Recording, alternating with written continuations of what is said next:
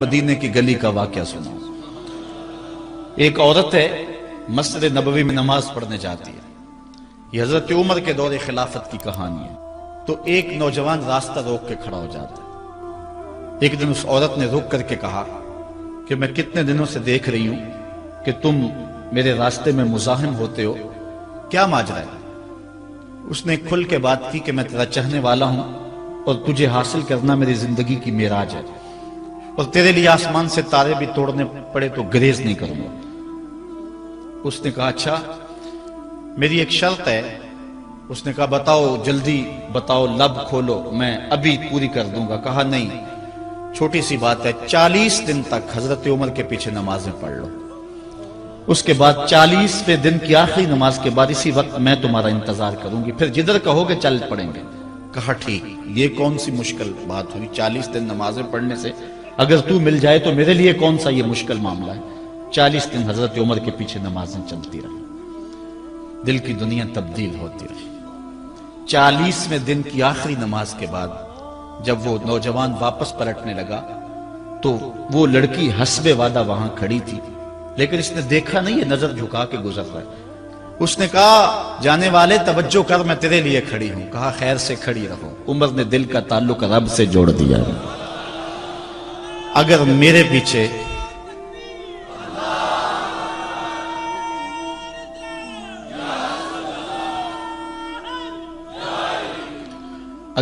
پیچھے ایک بندہ 40 سال نماز پڑھتا رہے اور اس میں تبدیلی پیدا نہ ہو تو پھر مجھے شرم آنی چاہیے کہ نہیں آنی چاہیے؟ یار یہ تو میں ایک امام کی بات سنائی ہے، آؤ تمہیں دلی کے ایک مانگت کی کہانی سناؤں۔ دلی کی جامع مسجد کی سیڑھیوں پہ ایک مانگنے والا بیٹھا ہوا ہے۔ ایک بہت بڑا انگریز افسر مسجد کی وزٹ کے لیے آیا، اس نے ہاتھ پھیلا دیا، اس نے اپنی جیب سے پرس نکال کر کے چند روپے اس کی جیب میں رکھے، دوبارہ جب پرس ڈالنے لگا تو پرس گر گیا۔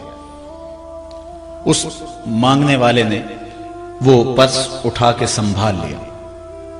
خیر کچھ وقت گزرا، 1 سال کے بعد دوبارہ وہی افسر اس مسجد کی زیارت کے لیے، مسجد کو دیکھنے کے لیے، سیر کے لیے دوبارہ آیا تو فقیر نے پہچان لیا کہ یہ وہی ہے۔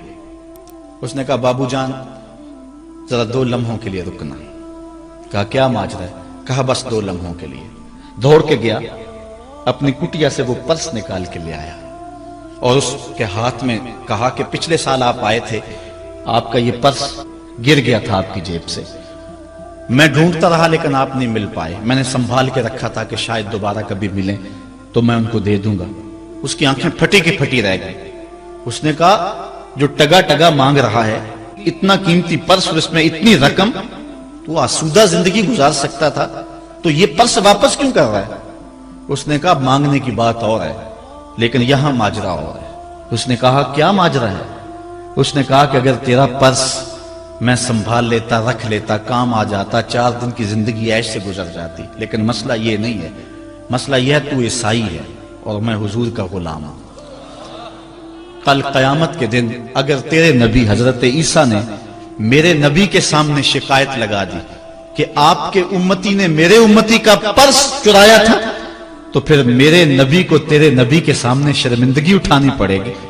تو میں مانگت ضرور ہوں، بے غیرت نہیں ہوں کہ اپنے نبی کو تیرے نبی کے سامنے شرمندہ کروں۔ یہ تو مانگتوں کی کہانی ہے، آج تو بادشاہ لوٹ رہے ہیں، آج تو پیٹ بھاری نہیں رہے ہیں اور ہم کہتے ہیں ٹکڑے ٹکڑے کر دیں گے، یہ زبانی دعوے ہیں، جمع خرچ ہیں۔ ایسا نہیں ہوگا، آؤ اپنے اندر تبدیلی پیدا کریں۔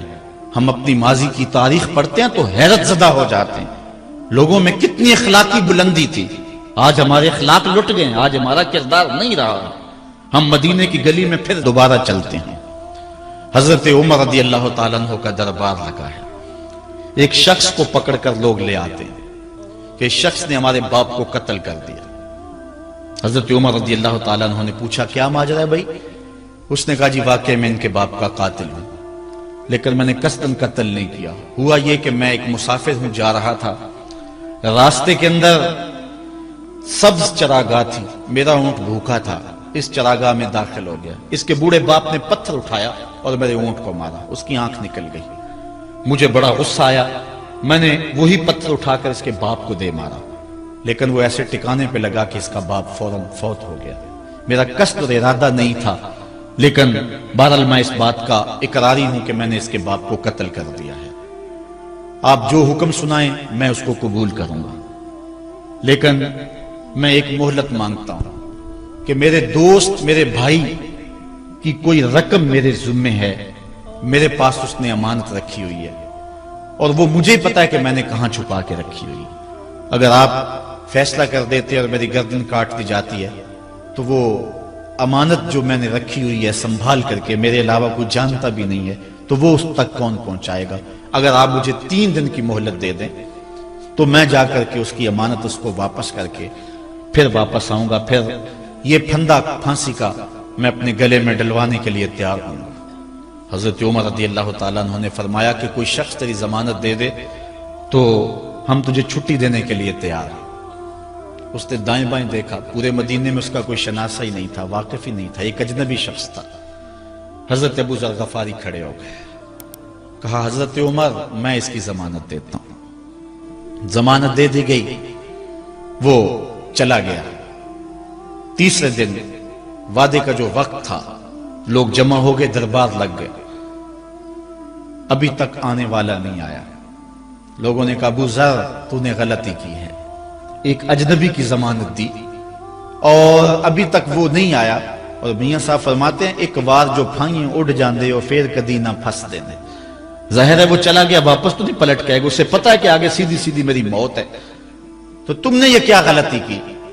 خیر آپ نے فرمایا کہ اگر وہ نہ آیا تو یہ پھانسی کا پھندا میرے گلے میں ڈال لینا، لیکن بہرحال میں نے اس کی ضمانت دی۔ کچھ عرصہ بیتا کہ دور سے گرد و غبار اڑتا ہوا دکھائی دیا۔ جب صورت واضح ہوئی تو وہی شخص تھا۔ حضرت عمر فاروق رضی اللہ تعالیٰ عنہ کے دربار میں کھڑا ہو کہنے لگا حضرت کسی وجہ سے تاخیر سے پہنچا ہوں، معذرت چاہتا ہوں، اب جو حکم ہے پورا کیجیے۔ حضرت عمر رضی اللہ تعالیٰ عنہ اس کے پھانسی کے احکامات جاری کر چکے تھے۔ آپ نے فرمایا کہ ابو ذر یہ بتا کہ تو نے اس کی ضمانت کیسے دی جب تو اسے جانتا نہیں تھا؟ تو سن حضرت ابو ذر غفاری نے کیا کہا۔ کہا ایک اجنبی میرے محمد کے مدینے میں پناہ مانگ رہا تھا اور اس نے چاروں سمت دیکھا اور کوئی شخص نہیں تھا جو اس کو امان دیتا اور اس کی ضمانت دیتا، تو میں نے اس لیے ضمانت دے دی کہ نہ بھی آیا تو اپنی جان چلی جائے گی، کل کو یہ تو نہیں کہے گا کہ محمد کے مدینے میں کسی نے ضمانت مانگی تھی، پورے شہر میں کوئی ضمانت دینے والا